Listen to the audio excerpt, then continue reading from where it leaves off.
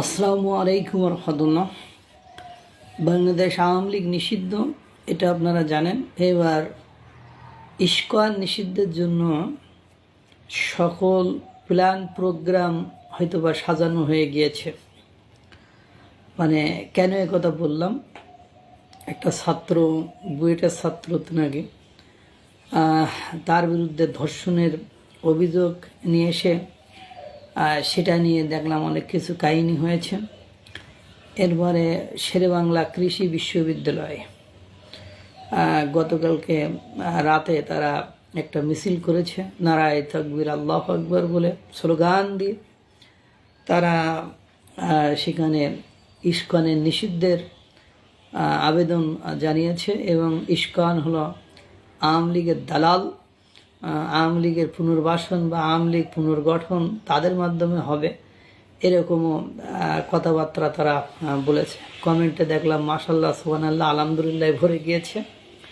এবং একজন তো দেখলাম আনন্দে আত্মহারা হইয়া চিন্ময় কৃষ্ণ দাসের আপনার মৃত্যুদণ্ড মানে ফাঁসি কার্যকরের দাবি জানিয়েছে। একাধিক লোক এই দাবি জানিয়েছে। এরপরে আপনার আর একটা জিনিস দেখলাম যে পঞ্চগড় থেকে একজন ওয়াজি বক্তা মাওলানাকে 12 দিন আগে নাকি তিনি কিডন্যাপ হয়েছিলেন। পঞ্চগড়ের সীমান্তবর্তী এলাকা থেকে, মানে বাংলাদেশের ভেতরেই তাকে পায়ে মানে বেড়ি পরানো অবস্থায় পাওয়া গিয়েছে, মুমূর্ষু অবস্থা। তিনি একটু মানে হুসমত হইলে বা একটু কথা বলতে পারলে তিনি বলছেন যে অবিভক্ত ভারত, আওয়ামী লীগের পক্ষে, ইস্কনের পক্ষে, বিএনপি আর এনসিপির বিপক্ষে কথা বলার জন্য তিনি যখন দেশে ছিলেন তখন যখন যাতে করে বিভিন্ন অ্যাঙ্গেলে তিনি বক্তব্য দেন, এই ধরনের প্রস্তাব তাকে দেওয়া হয়েছিল। কিন্তু অস্বীকার করেন। পরবর্তীতে তাকে মানে তুলে নিয়ে যাওয়া হয়। 12 দিন পরে তাকে পাওয়া গিয়েছে। আমার তো সন্দেহ হচ্ছে যে ইস্কনের পক্ষে উনি নাকি আবার ইস্কনের বিপক্ষে মেম্বারে বসে বক্তব্য দিতেন। তো বর্তমান সময়ে এসে ওনাকে তুলে নিয়ে যাওয়া আবার খুব বেশি পুরো বাংলাদেশে যে ভাইরাল বক্তা তা কিন্তু নয়। তারপরে উনি আবার জামাত ইসলামের একবারও নাম নিলেন না, কারণ বললেন যে বিএনপির পক্ষে বক্তব্য দেওয়ার কথা বললেন। এই জায়গায় আমার সন্দেহ হয়েছে যে উনি আসলেই কিডন্যাপ হয়েছে না সাজানো নাটক, এটা আমার কাছে এখন সন্দেহ মনে হচ্ছে। কেননা আপনারা একটু মাথা খাটান যে উনাকে বলা হয়েছে যে অবিভক্ত ভারত, ইস্কনের পক্ষে, বিএনপি আর এনসিপির বিপক্ষে। এখন কথা হলো, ইস্কনের যদি সবচেয়ে বড় শত্রু থাকে বা ইস্কনের বাংলাদেশের কেউ যদি ক্ষতি করে থাকে, সেই দলটির নাম হলো জামাত ইসলাম বাংলাদেশ। অর্থাৎ বাংলাদেশের জামাত ইসলামই সবচেয়ে বেশি ক্ষতি করেছে ইস্কনের। আপনি এ বিষয়টা দেখেন, চিন্ময় কৃষ্ণ দাসের যে বিষয়টা, সেই বিষয়টিতে একেবারে পুরোপুরি কিন্তু আপনার জামাত কিভাবে কাজ করেছে, জামাতের আইনজীবীর হত্যা মানে কিভাবে হয়েছে না হয়েছে, তার পোস্ট পজিশন সব কিছু মিলাইয়া দেখেন, সবচেয়ে বেশি ক্ষতি ইস্কনের যদি করে থাকে সেই দলের নাম হলো জামাত ইসলাম। শেরেবাংলা ফজলুল হক, শেরেবাংলা কৃষি বিশ্ববিদ্যালয়ে যে স্লোগান হচ্ছে ইস্কনের বিরুদ্ধে, সেখানেও কিন্তু নারায়ে তাকবীর আল্লাহু আকবার এই স্লোগান কিন্তু আপনার জামাত ইসলামের। তারাই কিন্তু কলকাঠি নাড়াচ্ছে।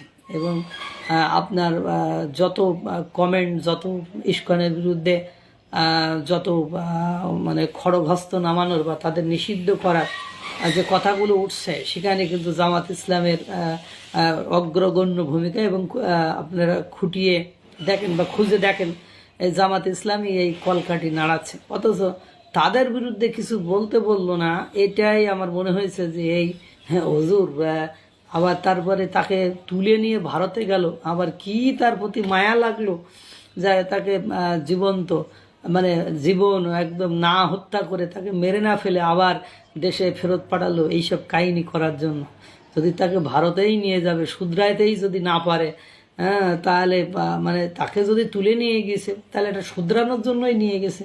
তা সেটা যদি নাই হয় তাহলে তাকে আবার দেশে ফেরত পাঠানো হবে তাদের বিরুদ্ধে সাক্ষী দেওয়ার জন্য। এবং অ্যাট দ্য সেম টাইম আপনারা দেখেছেন যে বুয়েটের ওই ছাত্রর ধর্ষণের বিষয়টি, শেরেবাংলা কৃষি বিশ্ববিদ্যালয়ের ওই বিষয়টি, এবং এই মাওলানার মানে ফিরে এসে ইস্কনের বিরুদ্ধে বক্তব্য দেওয়া, সব কিছু মেলায় মানে একেবারে আমার কাছে মনে হচ্ছে এটা লেজে গোবরের অবস্থা। দেখেন বর্তমান সময়ে কালকে রাতের একটা ভিডিও দেখলাম, মাদ্রাসার এক শিক্ষক এক মহিলাকে অবিবাহিত বিয়ে না করেই দিনের পর দিন ভোগ করে যাচ্ছে, এবং প্রায় সে পিরিয়ডকালীন ব্যতীত 5-6 দিন বা 7 দিন ব্যতীত পুরো মাসটাই তাকে ভোগ করে।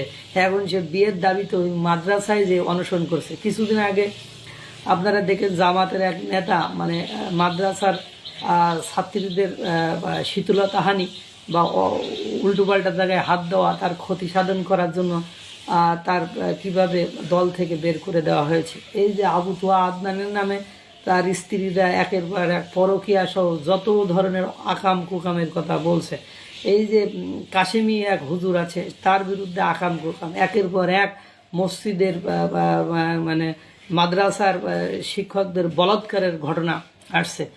কেউ কি দাবি করেছে যে বাংলাদেশি ইসলামী সংগঠনগুলো বা যারা এই ধরনের যে সংগঠনগুলো এই ধরনের কর্মকাণ্ড করে তাদের শিক্ষা প্রতিষ্ঠান বন্ধ করে দাও, তাদের মানে কর্মসূচি কর্মকাণ্ড বন্ধ করে দাও।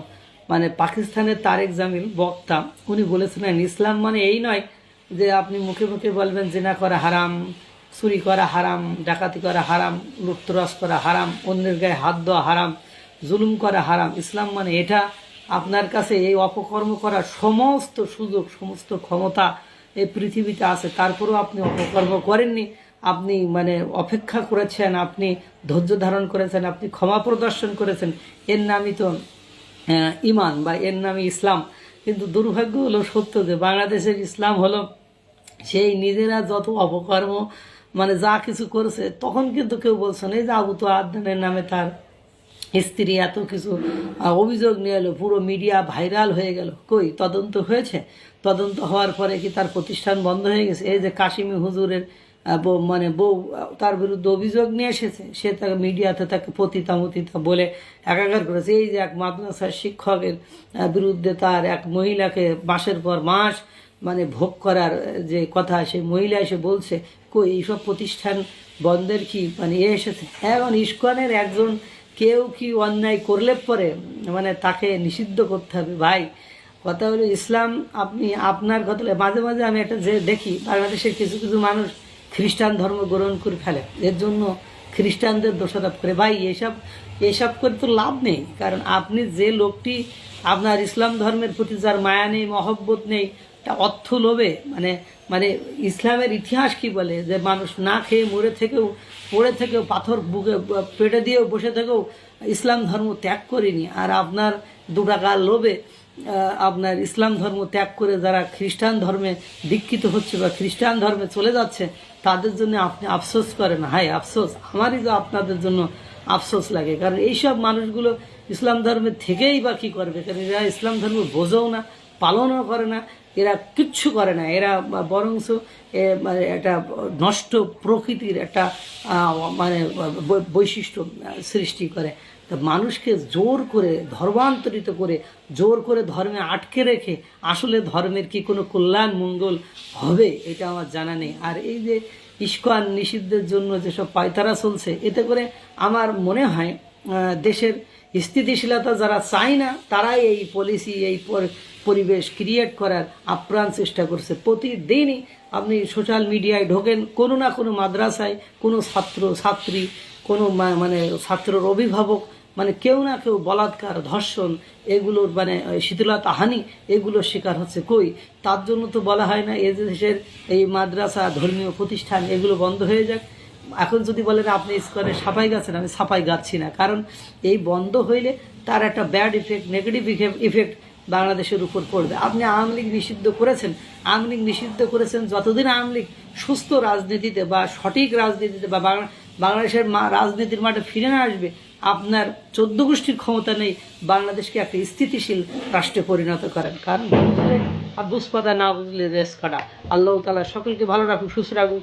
আসসালামু আলাইকুম ওয়া রাহমাতুল্লাহ।